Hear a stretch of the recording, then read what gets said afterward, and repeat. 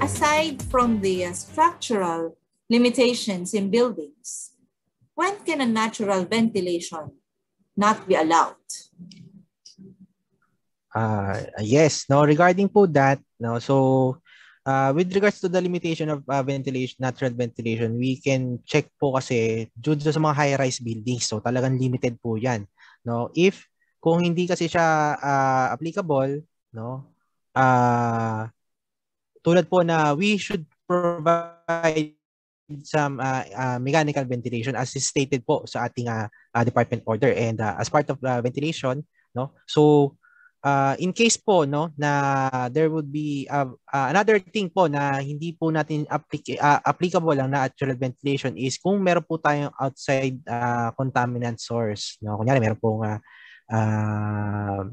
usok or anything outside, hindi po siya magiging applicable. So, the best thing po na if in case hindi po magiging okay ang natural ventilation is to provide mechanical type of ventilation inside the workroom, wherein you will extract fresh air at a certain area, no,